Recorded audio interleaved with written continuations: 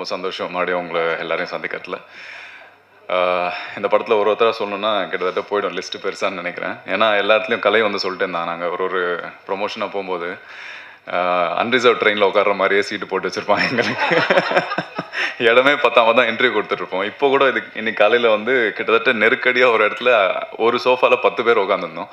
அந்த மாதிரி தான் இந்த படம். ஸோ ரொம்ப அழகான ஒரு ஃபேமிலின்னு சொல்லுவேன்.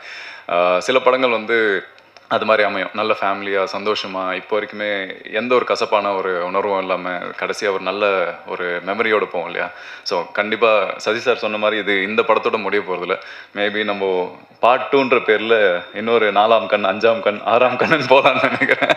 ஸோ அந்த மாதிரி ஒரு அழகான ஒரு team. Very privilege and grateful to be associated with all of them. And ஒருத்தரை பற்றி சொல்லணும்னா எல்லாருக்குமே தெரிஞ்ச விஷயந்தான். பட் எல்லாருக்குமே நான் ஒன்றா நன்றி சொல்லிக்கிறேன். I had a great time. One of most memorable movie in my life. And எல்லாருமே என்னை குறிப்பிட்டு வில்லனா இது மாதிரி சொன்னாங்க இல்லையா, சில படங்கள்லாம் வந்து பயங்கரமாக பண்ணியிருப்பேன். ஆனால் நீங்கள் இது வரைக்கும் பார்க்காத ஒரு புதுசாக ஒரு கேரக்டர் வந்து இதில் நான் பண்ணியிருக்கேன். அண்ட் நான் ரொம்ப ஆசைப்பட்ட ஒரு விஷயம், இந்த சினிமாவில் வந்து இந்த டைப் காஸ்ட் பண்ணுறதோ இல்லை நான் வந்து ஒரு விதமான கேரக்டரை கொடுத்து நம்மளை வந்து இந்த கேரக்டர் தான் இவன் கரெக்டாக இருப்பான் அப்படின்றத ஒரு பிலீஃப் கொடுக்குறதோ அதை உடைக்கிற அளவுக்கு ஒரு படம் நம்மளுக்கு கிடைக்கணும்னு நினைப்பேன்ல, கண்டிப்பாக இந்த படம் எனக்கு இருக்கும். ஸோ சகோ சார் பெரிய நன்றி. நான் அவர் என்ன கதை சொல்லி கேட்கும்போது நான் சொன்ன விஷயம், எப்படி நான் பண்ணுவேன்னு எனக்கு தெரியும், நான் பண்ணுவேன்னு உங்களுக்கு எப்படி தெரியும் அப்படின்னு தான் கேட்டேன். ஸோ அந்த நம்பிக்கை அவர் வச்சு அவர் ஒரு விஷயம் சொன்னார், பாரதி ராஜா சார் சொன்ன ஒரு விஷயம் இல்லையா.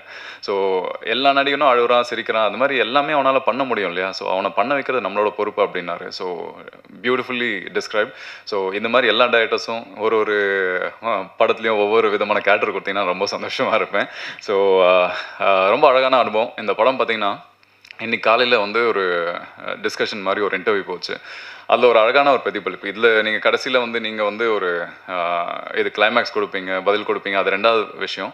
ஆனால் உங்களுக்குள்ள ஒரு வில்லன் இருப்பான்ல, அதை நீங்கள் தேட ஆரம்பிப்பீங்க இந்த படம் பார்த்த பிறகு. ஸோ அதுதான் இந்த படத்தோட நான் ஒரு கிளைமேக்ஸை நான் பார்க்குறேன். ஸோ நம்மளுக்குள்ளே இருக்கிற அந்த ஒரு தீய சக்தியை கண்டுபிடிச்சி அதை கொல்கிற விஷயம் தான் இந்த படமாக நான் பார்க்குறேன். அண்ட் டெஃபினெட்லி கதை திரைக்கதை வசனம் இயக்கம் அப்புறம் எனக்கு தெரிஞ்சு ஒரு ஓப்பன் கிளைமேக்ஸ், அதாவது ஓப்பன் எண்ட் அந்த மாதிரி பார்த்தீங்கன்னா இந்த படம் தான் இருக்கும்னு நினைக்கிறேன். அது ஒரு எக்ஸ்பெரிமெண்டல் மூவி, இதுவும் அதே மாதிரி ஒரு எக்ஸ்பெரிமெண்டலான ஒரு கதை தான். So definitely it has work really well. நான் ட்ரெய்லர் டீசர் எல்லாம் பார்த்துருப்பீங்க, ரொம்ப ப்ராமிசிங்காக இருக்குல்ல. அதே மாதிரி படமும் ரொம்ப எங்கேஜிங்காக கடைசி வரைக்கும் என்னென்னு உங்களை சிந்திக்கிற அளவுக்கு இந்த படம் வச்சுருக்கோம். So again thank you to every one. And எல்லாமே தேஜு அழகாக இருக்காங்க, கலை வந்து ஒல்லியாயிட்டான், இது மாதிரிலாம் நிறைய சொல்கிறீங்க இல்லையா.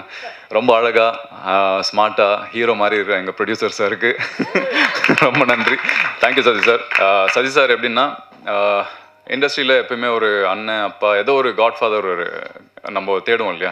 ஸோ அது படம் பண்ணுறாரோ இல்லையோ அது ரெண்டாவது பட்சம் என்ன வச்சு, பட் என்றைக்கு இருந்தாலுமே ஒரு அண்ணன்ற ஸ்தானத்தில் வந்து நான் அவரை வச்சுருக்கேன். Thank you so much for giving that belief. Thank you. நன்றி எல்லாருக்கும்.